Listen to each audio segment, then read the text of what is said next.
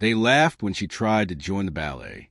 But what she did on stage later would silence every voice in that auditorium. It was a frosty Monday morning when Lena Martin stood at the heavy double doors of the Westbrook School of Performing Arts in Chicago. She clutched a crumpled application form in her hand. Her palms were sweaty, her breath visible in the cold air. Behind those doors, some of the city's best teenage dancers were warming up for one of the most prestigious winter ballet auditions of the year. Lena looked down at her shoes. They weren't ballet slippers. They were old canvas sneakers, the soles worn thin. Her leggings were faded and had a tiny hole near the knee. Her sweater was 2 sizes too big. It was her mother's from high school. She knew she didn't look like the others. And truth be told, she wasn't even sure why she came. She had no formal training, no fancy studio, just a heart that pounded every time she heard music and feet that wouldn't stay still. With a deep breath, she pushed open the doors. Inside the rehearsal hall, the scene was a world away from her own. Tall mirrors lined the walls. A grand piano sat in the corner. Girls in matching leotards stretched their legs impossibly high.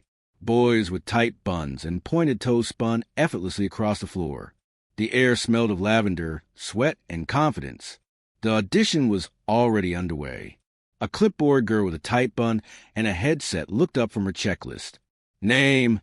she asked without smiling. "Lena Martin," she replied. The girl frowned. "You were not on the pre-approved list.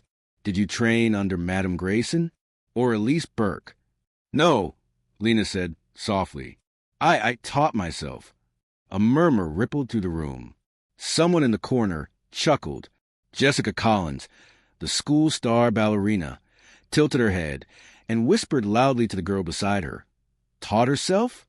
What is this, America's Got Talent?" More laughter. But Lena didn't back away. She stepped onto the wooden floor when her name was called.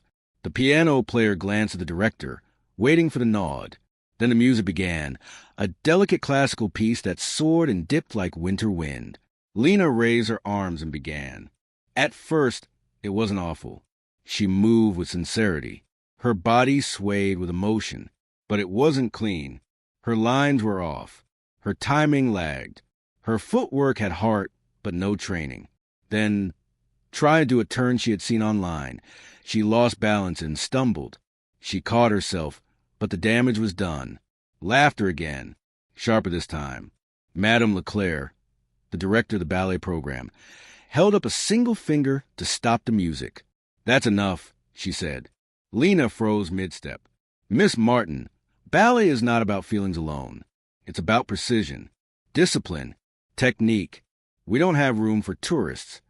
Lena swallowed hard. Her face burned. She gave a tiny bow and stepped off the stage. Her legs felt like concrete, her throat tight. As she walked past the mirrors, she didn't recognize the girl in the reflection. A janitor with salt and pepper hair quietly swept the hallway outside. Lena didn't see him watching. Back in the rehearsal hall, Jessica called out just loud enough for Lena to hear. Maybe she can audition for the mop ballet next time. More laughter. But Lena didn't turn around. She walked out the doors the same way she came in. But something inside her had changed. Not broken, just bruised. Bruises can heal. Bruises can become armor. She didn't know it yet, but someone had been watching, and that someone had just seen more potential in her than anyone else in that room. Even her. The hallways of Westbrook School emptied quickly after the auditions. The laughter still echoed faintly through the vents. Lena didn't go straight home. Instead, she wandered into the quieter parts of the school, where the floor tiles were scuffed and the trophy cases were dusty. She ended up near the maintenance wing, past the theater, past the boiler room. Finally, she stopped in front of a heavy wooden door labeled storage, authorized personnel only. It wasn't locked. She slipped inside, closing it gently behind her. It was dark. The only light came from a flickering overhead bulb. There were shelves of paint cans, ladders, cables, and mops. It smelled like metal and lemon cleaner. She sat on an overturned bucket and let the silence close around her. For a while, she said nothing, but then she did something odd. She stood up, pushed aside a broom, cleared a space between two tall shelves. And then she danced. No music, no audience, just her body remembering the moves she tried so hard to learn. Her arms swayed. Her feet moved across the dusty floor. It wasn't graceful. It wasn't technical. But it was real. From outside the door, someone watched through the small square window. It was Ethan, the janitor's son. 18, tall, quiet, with callous hands from hauling equipment. He spent most afternoons helping his dad fix lights and run cables for school events. He had seen Lena before, cleaning classrooms after hours, eating lunch alone by the stairwell, sketching in her notebook during break. But he had never seen her dance. And now, even with her movements unpolished, there was something about her. She danced like the world had forgotten her, and this was the only way to feel seen. The next morning, Lena returned. Not because she wanted to, but because she had nowhere else to go. Her mother worked 2 jobs. Their apartment above the laundromat was cold and cramped. Here, at least, she could move. She didn't know that Ethan had left something for her. Inside the closet near the back wall was an old radio. There was a note taped to it. Slide the tuner to 88.3. I think you'll like what you hear. E. She hesitated, then clicked the dial. Soft classical music filled the room. Strings, wind, a piano. Her eyes welled up. She danced again. For days, then weeks. The same rhythm followed. School, work, practice. The janitor's closet became her secret studio. She scraped her knees, stubbed her toes, bruised her ribs once trying to leap, but she kept going. Sometimes she'd find chalk outlines on the floor where Ethan had marked foot positions, or a bottle of water left neatly on a crate, or a torn-out magazine page showing ballet stretches. Ethan never showed his face, but he was always there, just out of sight. One night, Lena tried a pirouette she'd watched from a YouTube tutorial over 50 times. Her body turned. Her foot lifted. She spun once, then twice, and crashed into a shelf, sending paintbrushes clattering. She sat on the floor, frustrated, clutching her ankle. The door creaked open, and for the first time, Ethan stepped in. He was holding a flashlight and a small bag of ice. I figured that might happen eventually, he said, kneeling down. Lena stared at him, speechless. I wasn't spying, he added. Well, maybe a little, but mostly I was watching. For what? For someone who doesn't give up. They sat in silence for a while. Then Ethan said, Why ballet? Lena hesitated. Because when I dance, it's the only time I don't feel like background noise. Ethan nodded. You're not noise. The ice pack was cold, but comforting. Before he left, Ethan said something that lingered in her head long after the closet door shut. You don't need a stage to become something. Just enough room to prove them wrong. It started as a rumor. Someone in the theater department whispered about footsteps echoing through the auditorium after hours. Another swore they heard the creak of the old ballet floorboards when no one was there, lights flickering, the soft hum of a radio through the vents. Ghosts, they joked, but it wasn't a ghost. It was Lena. Every night, she slipped past the cleaning crews, through the backstage corridor, and into the auditorium. The stage lights were off, but she didn't need them. A tiny flashlight taped above the orchestra pit gave just enough glow. The radio played softly beside her, the volume turned low so only she could hear it. She had upgraded from the storage closet. The school stage was hers now, even if only between 10 and midnight. Her routine had changed. She would mop classrooms after school for the extra scholarship money. Then, she'd meet Ethan near the service elevator where he'd hand her a folded paper schedule, listing which nights the stage would be empty, which doors stayed unlocked, and which hallways had cameras that didn't work. Ethan was her silent co-conspirator. They rarely spoke much, but his presence was always there. A flashlight when hers ran out, an energy bar left on a chair, chalk marks on the floor, showing her where her weight should land during turns. One night, he even brought her an old metronome, saying, Your timing is your biggest enemy. Learn to beat it. Sometimes he sat far back in the empty rows, watching quietly. And when she fell, which happened often, he would wait for her to get back up on her own. He never clapped, never cheered, just believed. Lena started keeping a notebook, not for school, but for dance. She'd write down the number of spins she could land, stretches she'd mastered, muscles she pulled. Page after page of self-made corrections. The pages curled from her sweat. And slowly she started to change. Her posture straightened. Her movements grew sharper.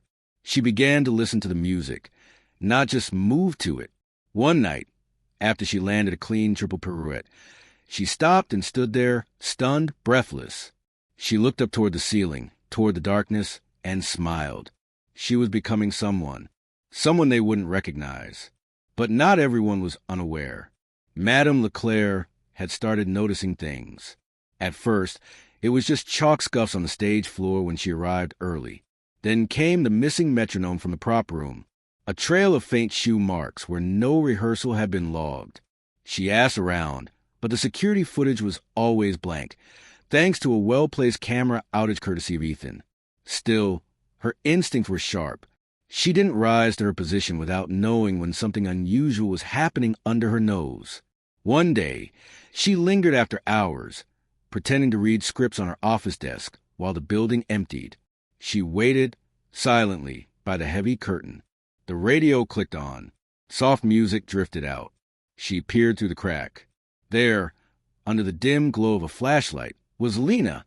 No costume, no audience, just a girl moving with purpose, her face intense with focus. Madame Leclerc didn't say a word. She quietly stepped back into the shadows. Something had changed in this girl, but the director didn't stop her. Not yet.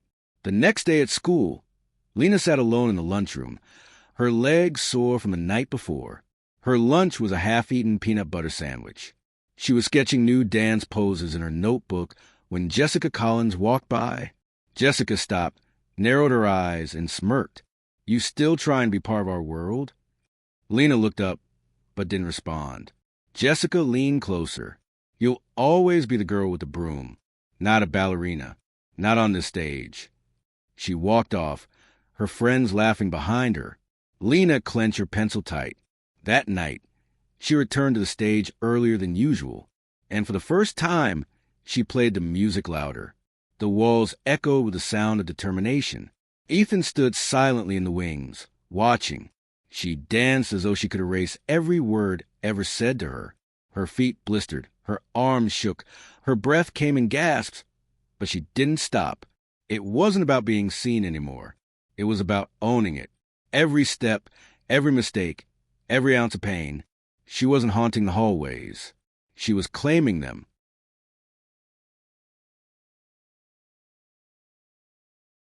The morning snow had fallen thick outside Westbrook School. Students shuffled into the building with scarves over their mouths and snowflakes in their hair. Inside, the atmosphere was buzzing, but not because of the weather. Something had happened. Erin Blake, one of the principal ballerinas for the winter recital, had fractured her foot during a rehearsal jump the night before. Word spread fast. The school was in mild panic. The performance was only 2 weeks away. The recital wasn't just a school event. It was a showcase. Every year, agents from dance academies, theaters, and even Broadway came scouting. The press usually showed up. Local TV covered it. Scholarships were on the line. The stage was sacred. And now one of the lead roles was empty. In Madame Leclerc's office, voices rose behind closed doors. Teachers argued over replacements. Jessica pushed for one of her backup dancers to take the role. Madame Leclerc disagreed. "We don't need safe," she said. "We need someone unforgettable." Later that afternoon, a new sign appeared on the Performing Arts bulletin board. "Emergency auditions, winter recital. Open to all students." The crowd that gathered around the paper was huge. Whispers started immediately. "Wait, even the janitor girl can audition now." No way she'd try again. Imagine her dancing next to Jessica. Total train wreck. Lena didn't speak. She read the sign. Once, twice, then slowly reached into her backpack, pulled out a pen, and wrote her name down. Jessica was standing just feet away. She folded her arms and smiled like she was watching a dog try to play the piano. "You really don't get it, do you?" she said. Lena didn't look at her. Jessica leaned closer, lowering her voice. "They'll let you audition, sure, but when you fall on your face in front of everyone, that humiliation, that'll be permanent." Still, Lena said nothing. She turned and walked down the hall. But this time, she wasn't walking away. She was walking toward something. That night, Lena told Ethan, "I signed up." He looked at her for a long moment, then simply nodded. "Good," he said. They didn't celebrate. There was no high five, no music, just a shared understanding. Everything they had built in secret was about to be tested in the open. Over the next few days, Lena trained harder than ever. The janitor's closet wasn't enough now. Ethan managed to sneak her onto the side stage during early mornings before the building opened. They lay down foam mats for warm-ups, mark the floor with tape, and adjust the lights manually. Lena practiced until her legs burned, until her blisters bled through her socks, until even Ethan, who rarely spoke up, said quietly, "You need to rest." But she didn't. The day of the second audition came fast. The theater lights were dim, the room filled with tension. Madame Leclerc sat in the front row, her clipboard balanced on her lap, glasses perched on her nose. Jessica and the other dancers watched from the wings like hawks. One by one, students took the stage. Most danced well, polished, predictable. Then it was Lena's turn. She walked onto the stage with a calm that shocked even herself. Her hair was tied neatly, her outfit plain but clean. Her shoes were real ballet slippers, a surprise gift from Ethan, left in a brown box with a note that read, "For when you're ready to stop being invisible." She took her mark. The music began. And this time, she didn't trip.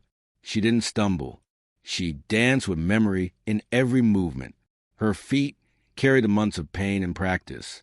Her arms told a story, not of a perfect ballerina, but of a girl who had climbed her way out of the shadows. She didn't try to be anyone else. She danced like herself, raw, unfinished, powerful. When she stopped, the room was still. No laughter, no whispers, just a quiet scratch of Madame Leclerc's pen on paper. Jessica didn't smile. Madame didn't clap. But Ethan, standing far behind the curtain, allowed himself a single breath of pride. The next day, the cast list went up. Jessica's name was still at the top, but just under her, in black ink, was a name no one expected. Lena Martin, soloist alternate, pas de deux section. Someone gasped. Someone laughed in disbelief. Jessica stared at the list in silence. And Lena? She just walked past it without stopping, as if the world had finally started to catch up with the girl who had already decided she belonged. The days that followed felt like walking a tightrope. Lena was officially on the cast list, but that didn't mean she was welcome. The moment she entered the rehearsal hall for the first group practice, all eyes locked on her. Some were confused, others annoyed, and a few, especially Jessica, looked downright offended. She had no dressing room, no assigned locker, no welcome speech. The other girls whispered behind her as they changed into silk leotards and lace-up slippers. She's only here because they're desperate. Did she even take a real class? She's going to ruin the whole section. Lena tied her shoes in silence. She had trained alone for months. She didn't need their approval now, but it was harder than she thought. The rehearsals were brutal. Jessica, who had taken over much of the choreography due to Aaron's injury, pushed the dancers harder than ever. She demanded long runs, faster turns, sharper extensions. And every time Lena made the smallest mistake, Jessica pointed it out loudly. "Back foot, Lena. Your turn was late. Again, you're behind." Lena bit her tongue. She redid her movements, again and again. Sometimes her legs trembled from fatigue.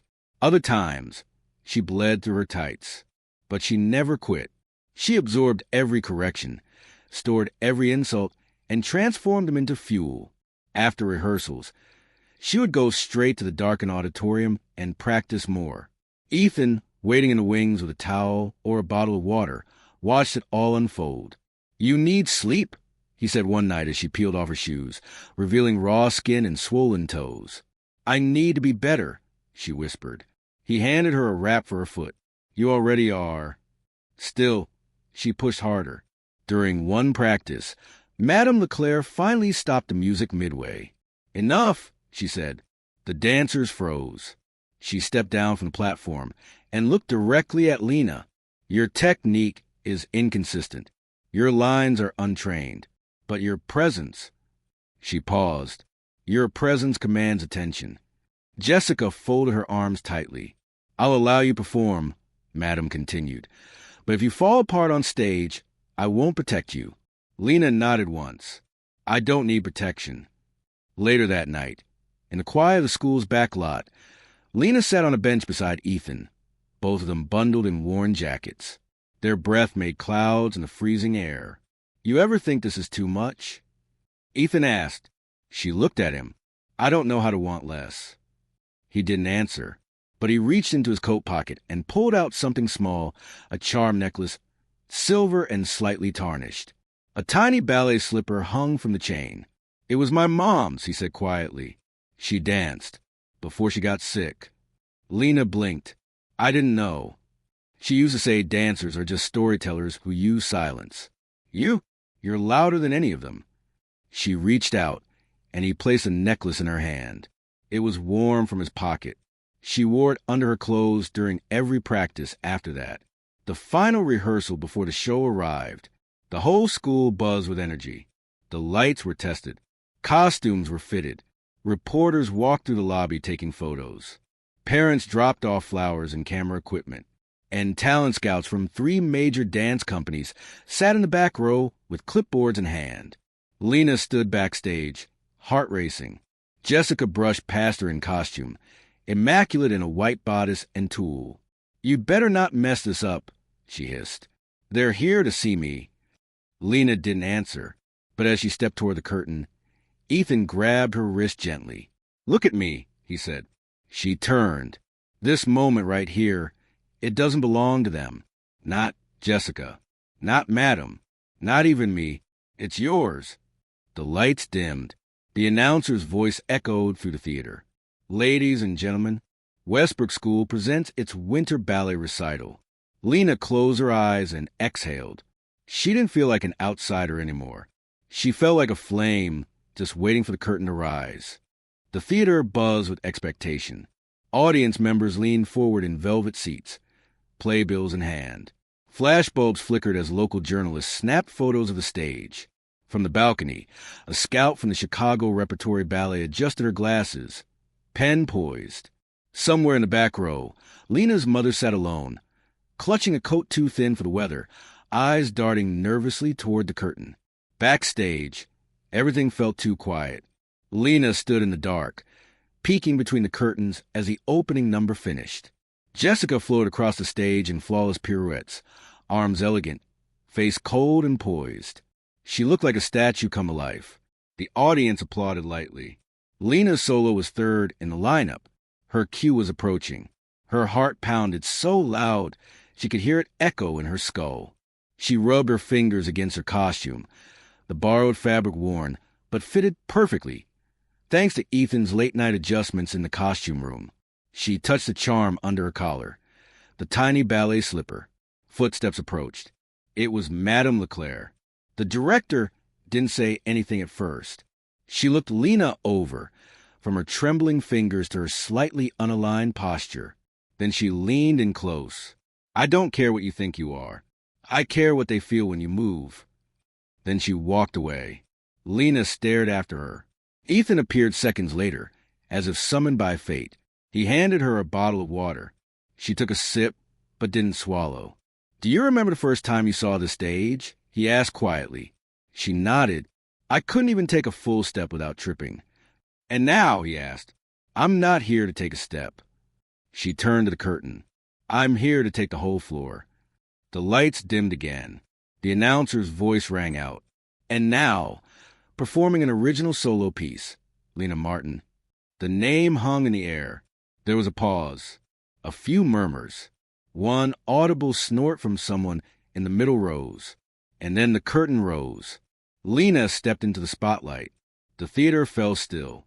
Her chest rose and fell, slow at first, then deep and steady. She took her position, one foot behind the other, arms rounded, head bowed slightly. The music began, not a classical piece, but something more modern, a reimagined piano arrangement with soft strings beneath, the same version Ethan had once played to the radio in the janitor's closet. And then she moved. It wasn't textbook ballet. There were imperfections, an angle slightly off, a transition not quite seamless. But the emotion was undeniable. Every movement told a story of rejection, loneliness, quiet rebellion, and fierce endurance. She moved like someone who had clawed her way to the light. Her footwork was grounded, deliberate. Her leaps didn't float. They soared, as if launched by every cruel word and silent night she had endured. In the wings, Jessica watched with wide eyes, her mouth slightly open. In the audience, people leaned forward, jaws slack, hearts in their throats. This wasn't pretty. It was powerful. By the time the final note played and Lena struck her ending pose, arms lifted, body extended forward in a graceful bend, the silence in the theater was so thick, it felt sacred. No one moved. No one breathed. Lena stood there, heart pounding. And then, from somewhere deep in the audience, came a single, deliberate clap. Everyone turned. It was Madame Leclerc, standing. Then another clap joined, and another, until the theater erupted into a standing ovation. Lena didn't smile. She didn't bow. She simply let the light soak her in. She had become something impossible, not just a dancer, a revelation. In the wings, Ethan grinned. Jessica lowered her head, stunned. And in the back row, Lena's mother wiped away tears with the sleeve of her coat, whispering something to herself no one else could hear. The spotlight dimmed, the curtain lowered, and the girl who once danced in the shadows walked off stage into a world that had finally stopped laughing. Backstage was hushed, the way a forest feels after storm. The dancers whispered as Lena stepped off the platform, sweat dripping from her neck, the hem of her costume trembling from adrenaline. No one said a word, not the lighting crew, not the wardrobe assistants, not even Jessica, who stood in the shadows, arms folded tight across her chest. She had heard applause before, but not like this. This applause wasn't polite. It was thunderous. It was stunned. Lena moved through the narrow hallway like she was in a dream. Her legs ached. Her lungs felt like fire. But her head was clear, clearer than it had ever been.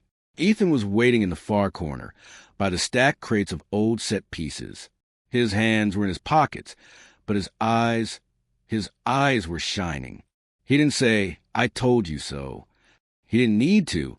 She walked straight into his arms. Just a quick hug. Tight, strong, real. Then she pulled back and looked up at him. "I think I need to sit down before I fall down." He smirked. "You earned it." She slumped onto a folding chair and peeled off one shoe, revealing a fresh blister that had burst mid-performance. Ethan winced. "That's definitely infected." "I'll survive." He crouched in front of her and handed her a ragged towel. She wiped her face with it, not caring about the mascara smudges or sweat lines. From across the backstage curtain, the announcer's voice returned. "Please remain seated for our final number, choreographed by Jessica Collins." The crowd applauded again, but softer this time. Lena looked toward the curtain. Jessica stepped onto the stage with her usual grace, the lights dancing off her flawless costume. The music began. Her movements were technically perfect. Every spin, every lift, every extension was exactly as it should be. But something was missing.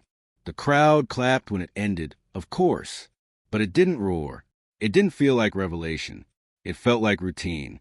Jessica walked off stage and past Lena without a glance. But a flicker of something moved in her expression. Not hatred, not mockery. Something closer to disbelief. Later, in the dressing room, Lena sat alone. Most of the other dancers had gone to the post-show reception upstairs. She untied her hair slowly, watching herself in the mirror. The girl staring back at her wasn't the same girl. who had entered that audition room months ago. There was steel in her now. And something else, too. Light. A soft knock came at the door. She opened it and blinked. Standing there was a woman in a black coat with short white hair and a leather folder tucked under her arm. Lena Martin? Lena nodded, unsure. The woman extended a hand. Clara Walsh, scout for Chicago Repertory Ballet. Lena stared. Clara smiled, businesslike but kind. I don't normally approach students backstage, but I've been coming to Westbrook's recitals for 10 years, and I've never seen what I saw tonight. Lena opened her mouth to speak, but couldn't find any words. Clara continued, You're unrefined, undisciplined, but the emotion in your movement is undeniable. And with the right training, you could be something this city hasn't seen in a very long time. She pulled a card from her folder and held it out. Our spring program begins in 3 months. We offer scholarships for raw talent. Lena took the card, stared at it, still couldn't speak. Clara gave her a polite nod and turned to leave. Talk to your parents. Have them call me. The door clicked shut. Lena looked down at the card in her hand, then up at her reflection, and for the first time, she let herself smile. It was small, but it was there. Outside in the hallway, Jessica leaned against the wall. She had seen everything. Her arms were folded again, her expression unreadable. As Lena walked past, she didn't stop, but she felt Jessica's eyes follow her the whole way down the corridor. And for once, Jessica said nothing. The next morning, Lena woke up thinking it had all been a dream. But when she turned her head and saw the business card still sitting on her nightstand, crisp, white, real, everything came rushing back. She sat up slowly, her body aching, her feet bruised, her legs stiff from overexertion. But she smiled. Downstairs, her mom was already reading the paper with her coffee. The radio hummed quietly in the background, playing soft jazz. Lena shuffled into the kitchen, still in her pajamas. Her mom glanced up. Morning, honey. Lena moved to the counter, poured herself a cup of coffee, and leaned against the wall. I think something happened last night. Her mom squinted. That sounds ominous. Lena handed her the card. Her mother read it silently, then again, slower. You're kidding. Lena shook her head. Her mom's eyes widened. Chicago Repertory Ballet. She was backstage. Said I was unrefined, but offered me a spot. Scholarship. Her mother put down the card. Then she got up, walked over, and pulled Lena into the kind of hug only a mother can give, the kind that wraps around your whole body and tells you you're safe, even when you're scared. Later that afternoon, the local arts blog, usually read only by theater nerds and retired dancers, published its review of the Westbrook recital. The headline made Lena freeze. Unknown student steals spotlight in Westbrook's winter showcase. She scrolled, eyes wide. While the final choreography by Jessica Collins was, as expected, polished and flawless, it was a second piece, danced by newcomer Lena Martin, that drew an audible reaction from the audience. Martin, who until recently was rumored to be struggling with basic form, performed with emotional depth and authenticity that silenced the auditorium. Her routine wasn't technically perfect, but it was alive, and that's what ballet so often forgets. Lena stared at the screen, heart thudding. It was really happening. People were talking.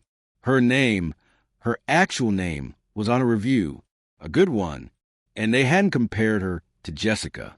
They had spoken of her as her own dancer. By the evening, 2 more blogs had picked up the story. Then a small local news station called her mom, asking if Lena might be willing to appear for an interview. And when Lena arrived at school the next morning, something was different. People looked at her in the hallway, not with mockery, not with pity, with curiosity. A few even smiled. Ethan found her by her locker, holding a cup of warm coffee. You're famous. She rolled her eyes. Hardly. You're on 3 blogs, a review site, and a Reddit thread titled Ballet Girl Redemption Arc. She snorted. Seriously? He held up his phone. 57 comments. All positive. Just then, Principal Monroe came walking briskly down the hallway. Lena, a moment. She followed him nervously into the front office. But instead of a lecture, he handed her a thin white envelope. "This came for you this morning." It was addressed by hand, embossed seal, real ink. She opened it slowly and scanned the contents. It was an invitation to audition for the National Youth Dance Festival. She looked up in shock. Principal Monroe gave a rare smile. Not bad for someone who almost failed gym class last year. When Lena walked back out into the hallway, the whispers followed her again. But this time they felt different. Not cold, not cruel, just watching. She caught Jessica's eye across the hallway. Jessica was standing alone, books clutched to her chest, staring. Lena held her gaze, then turned and walked away. And Jessica didn't follow.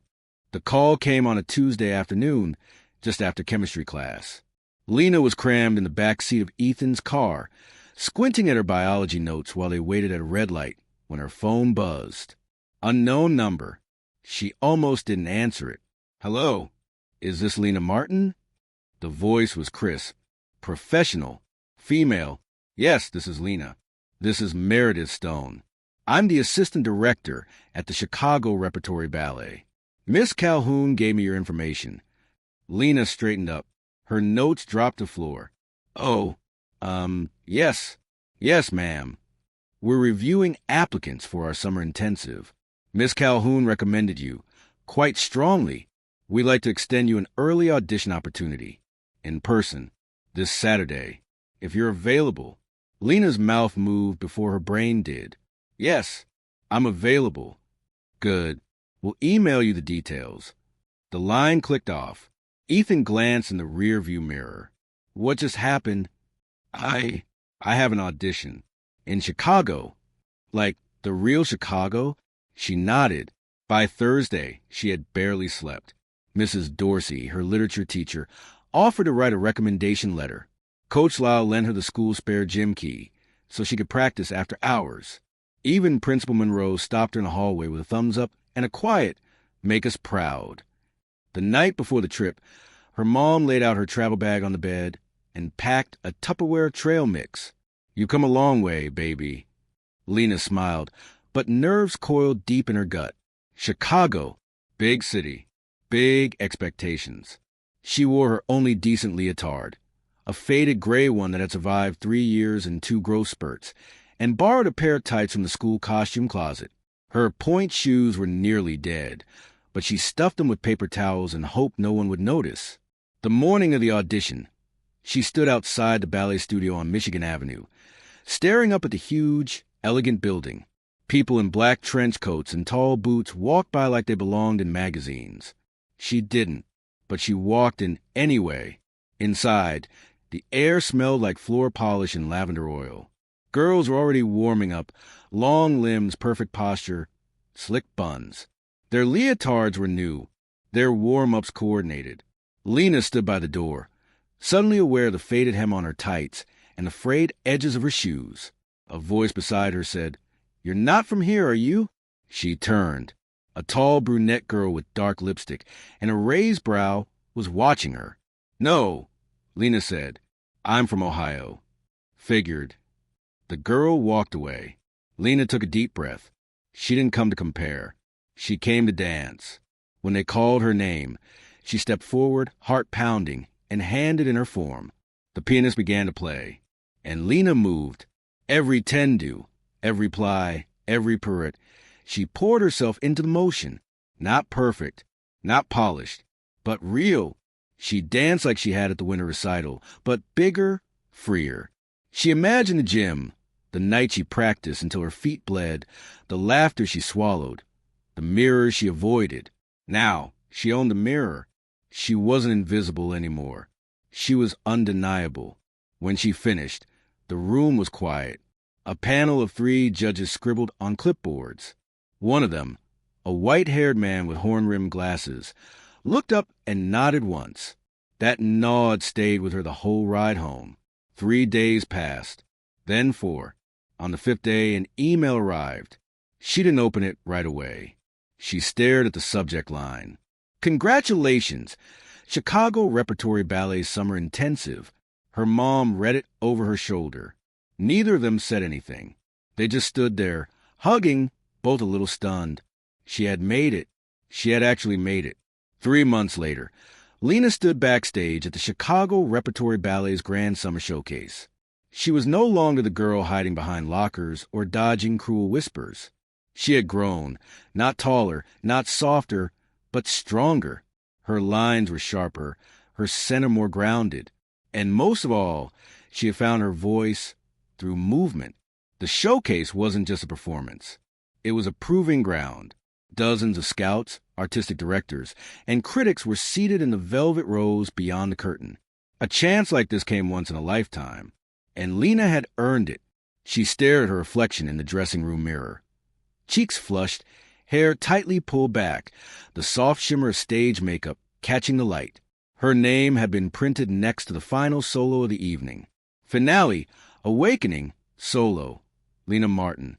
Back in her hometown, the auditorium at Ridgefield High had set up a live-stream watch party. Students packed the folding chairs, some with popcorn, some with doubt. Coach Lyle and Principal Monroe sat in the front row beside Mrs. Dorsey. Even Ethan wore a tie. At the boutique downtown, a flat-screen TV displayed the performance. Miss Calhoun, standing with arms crossed, watched the screen through the window with a hint of pride behind her stern eyes. And across the country, strangers and skeptics alike were tuning in. The curtain rose. Lena stepped into the light. At first, the stage felt too big, her steps too quiet.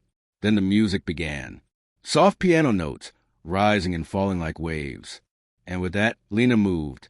The choreography was abstract, raw, built around tension and release. It wasn't about grace.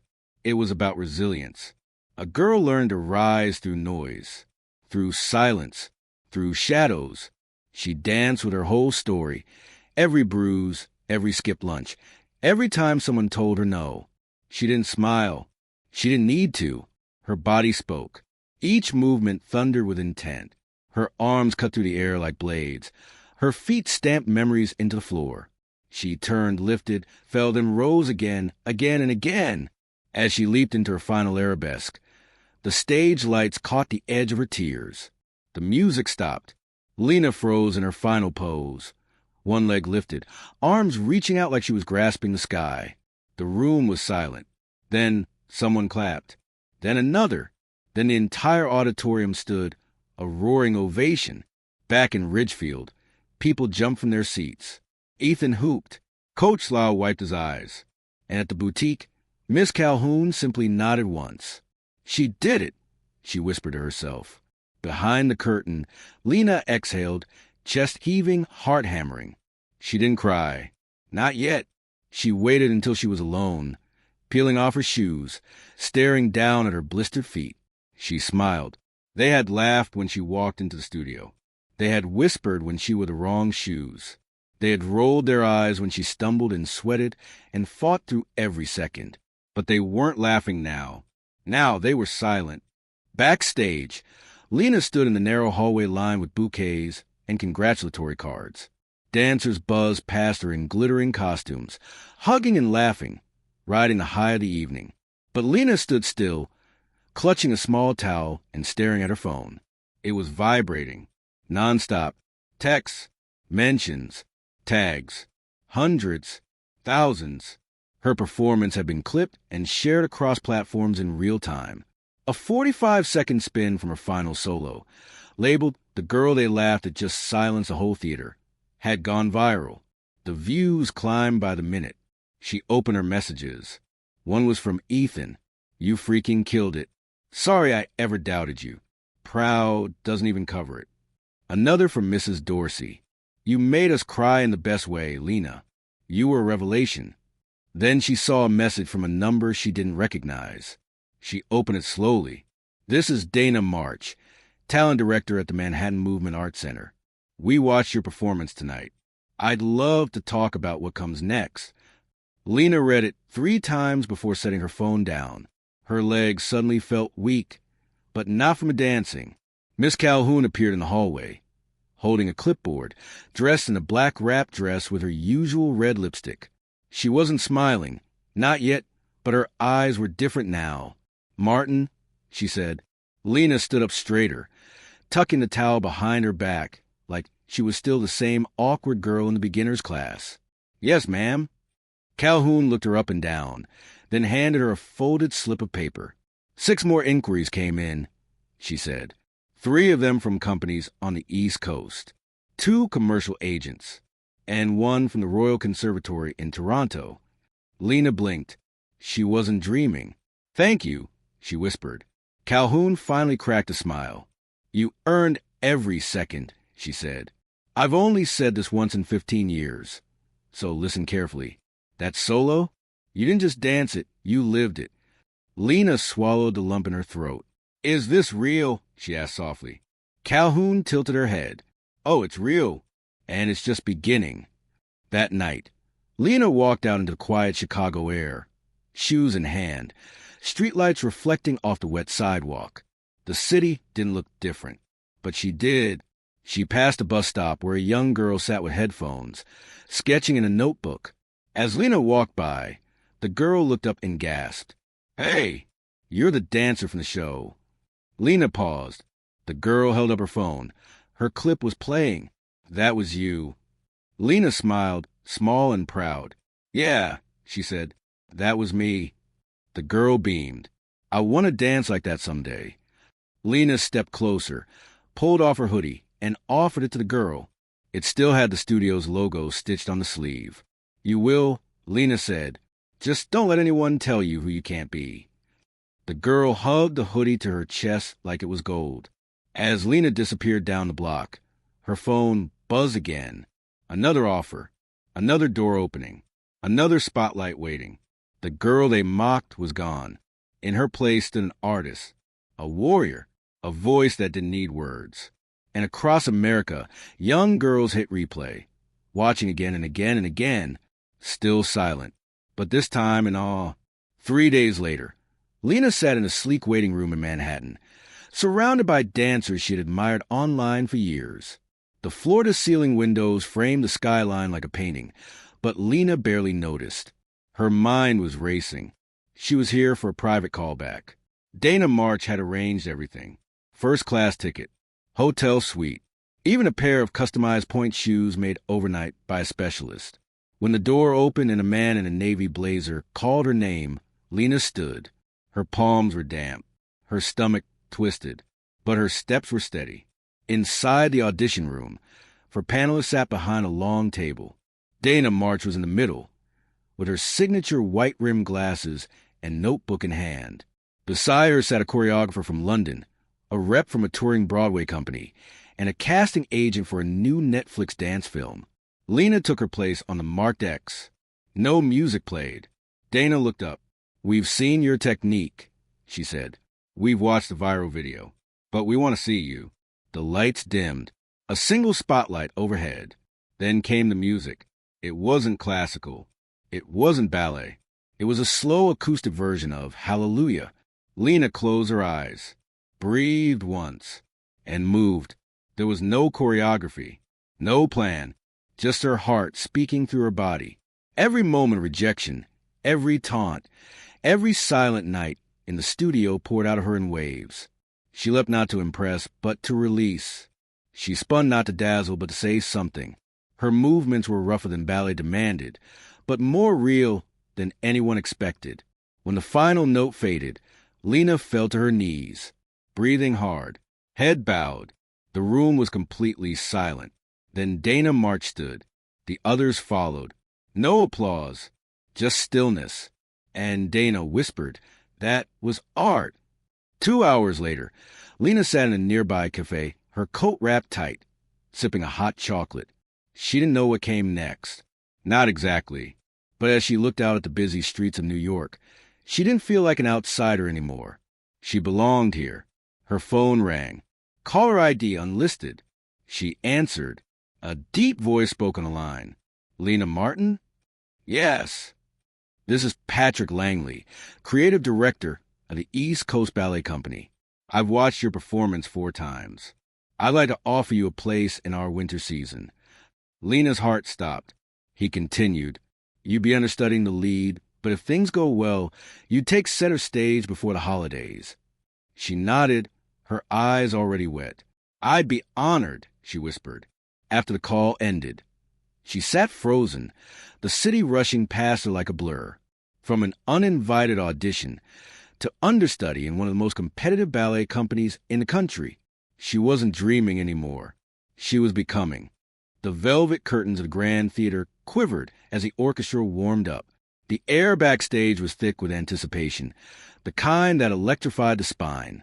Dancers darted to and from dressing rooms, slipping into tutus, adjusting ribbons, applying the final touches of powder and rouge. Lena stood in front of the mirror in a private dressing room. Her costume shimmered under the lights, ivory silk stitched with hand-beaded snowflakes. It was meant for the lead, and now it was hers. 2 weeks earlier, the principal dancer had fractured her ankle during a rehearsal. The call had come faster than Lena could breathe. "You're on," Dana said. "Opening night is yours." Since then, Lena had trained with a quiet fire, staying hours after rehearsals, perfecting every transition, every arabesque. But now that the moment had arrived, silence wrapped around her. No whispers, no laughter, just her reflection. And behind her, the dream she had once buried. A knock at the door. It was Dana. "You ready?" she asked. Lena turned, her voice calm, steady. "I've never been more ready." The stage manager called out, 5 minutes to curtain. As Lena stepped into the wings, she peeked past the drapes. The house was full. Dana leaned in. "You know they're all here for you, right?" Lena smiled faintly. "They just don't know it yet." The lights dimmed. The overture began. She took her position center stage, heart beating like a drum. And when the curtains drew back, the silence was immediate. The audience saw her. Not the tall, lean prototype. Not the girl with perfect posture and pristine pedigree. They saw Lena. Shorter, curvier, but powerful, real. The first few steps were measured, precise. But as the music swelled, Lena melted into it. Her movements were confident and lyrical, her storytelling magnetic. The choreography no longer looked like choreography. It looked like poetry written in muscle and breath. Every pirouette drew gasps. Every landing, silence. And when she leapt into the grand jeté, arms reaching, toes pointed, time seemed to stall. A little girl in the front row reached for her mother's hand.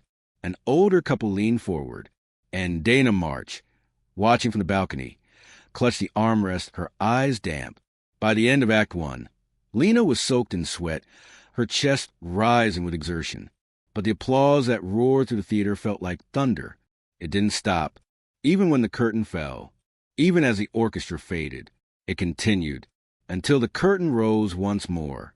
And Lena stepped forward into the spotlight. Alone, she bowed, and the crowd stood, a full standing ovation. But Lena didn't smile. Not yet. She scanned the crowd. Row 3, aisle seat. Her mother, hands to her mouth, eyes wide, crying. And beside her, Principal Allen, from her old school, jaw slack, staring. He had come. He had seen. As Lena raised her head, the lights hitting her from all angles, her eyes sparkled. She wasn't just dancing anymore. She was rewriting what it meant to be seen. Lena stepped off the stage, her chest still heaving from the final number. The roar of the crowd echoed in her bones. But backstage, it was eerily quiet, like the world was catching its breath after what had just happened. Dana was the first to meet her in the wings. No words, just a long, tight hug. "You shut everyone up," Dana whispered. "Every last one of them." Stagehands and crew members who had barely acknowledged her before now stood silently as she passed, nodding, some even clapping slowly, reverently. Lena made her way down the corridor toward her dressing room, still gripping her slippers. Her fingers trembled slightly, not from nerves anymore, but from the emotional weight of what she had just done. When she reached the mirror, she sat. For a moment, she stared at her reflection, no longer the outsider, the rejected girl who once danced in shadows. She was center stage now. A soft knock at the door broke the silence. It creaked open. "Miss Carter?" a voice said. Lena turned. It was Principal Allen. He looked exactly as she remembered. Pressed suit, proud shoulders, but his face was different. There was no judgment in his eyes now, only something that looked a lot like regret. I wanted to say congratulations, he said, his voice quieter than she'd ever heard it. Lena stood, unsure what to say. I remember, he continued, the first time you auditioned. You had spirit, but I didn't see, he paused. I didn't see this. She didn't say anything. I was wrong, he added, and the entire auditorium tonight knows it. Lena nodded, keeping her expression calm. There were people on my faculty who believed in you, Allen said. Maybe I should have listened. Maybe you should have, Lena replied. He hesitated, then offered his hand. She didn't take it. Instead, she said, I didn't do this to prove you wrong. Allen furrowed his brow. I did this because I belong here, she said, whether you believed in me or not. For a moment, there was silence. Then Allen gave a slow nod, stepped back, and left the room. As the door closed behind him, Lena sat down again, finally allowing herself a smile. But the night wasn't over. There was a knock at the back door of the theater. Lena was called out by one of the crew. You've got someone waiting. She pulled on a coat over her costume and stepped outside. The street was empty, except for a small figure standing beneath the street lamp. A girl, no older than 10, holding a bouquet of wildflowers. Lena approached. The girl looked up. You were amazing. Lena crouched down. Thank you. The girl hesitated. They said someone like me could never be in ballet. Lena took the flowers and smiled. Then I guess we have to show them. From somewhere deep in the theater, the music began again, the orchestra warming up for the next act. But for Lena, this was already the final note. The following morning, the city buzzed. New York's dance circles were on fire. Social media feeds filled with footage of Lena's performance. Headlines appeared online. Before sunrise, unknown dancer steals the show at Lincoln Theater. Rejected ballerina shocks elite audience with fiery solo. They laughed at her dream. She danced until no one could speak. Even those who hadn't seen it live couldn't escape the buzz. News stations replayed clips of her pirouettes, her final leap, the moment the entire hall stood up in unison. Blogs analyzed her expression. Critics called it one of the most emotionally raw performances seen in years. But Lena wasn't watching the news. She was walking through a quiet park in Brooklyn, her old neighborhood, wearing a hoodie and sneakers, sipping a cheap coffee, just breathing, until a voice called from behind her. Excuse me, are you Lena Carter? She turned. A woman stood holding a phone, her hand trembling slightly. My daughter wants to dance. But she's different. Like you, they told us not to waste our time. But then we saw what you did last night. Lena smiled gently. Tell her to keep dancing. The woman nodded, her eyes shining. Lena walked on, blending into the city. She passed a ballet supply shop, where a television played her solo on a loop in the window. She paused for just a second, long enough to see a group of young girls watching it, their eyes wide. That night, the company director officially announced a permanent spot for Lena in their touring cast. They made her the face of the next season's promotion, not for marketing, but because they had to. Audiences were asking for her by name. Some of the dancers who had laughed at her now asked for advice. They complimented her strength, her storytelling, her fire. Lena responded kindly, but never forgot who was silent when she needed support most. Dana sat beside her during rehearsals now, not just as a partner, but as a friend. Coach Meyer started requesting private sessions, not to correct her, but to fine-tune brilliance. One evening, Lena stood again on the main stage, this time not as a replacement. The theater was full. No one whispered this time. No one laughed. Instead, silence fell the moment she stepped into the light, a silence so deep it felt holy. Then the music began. And as Lena danced, her soul danced too. In the final movement, when her foot landed softly in the last pose, she looked out and saw rows upon rows of faces frozen in awe. Then, one by one, they rose. A standing ovation that lasted nearly 5 minutes. No screams, no whistles, just thunderous applause. As the curtain fell, Lena closed her eyes. And finally, let go of the weight she carried for years. She had never needed anyone's permission because when she danced, she was free.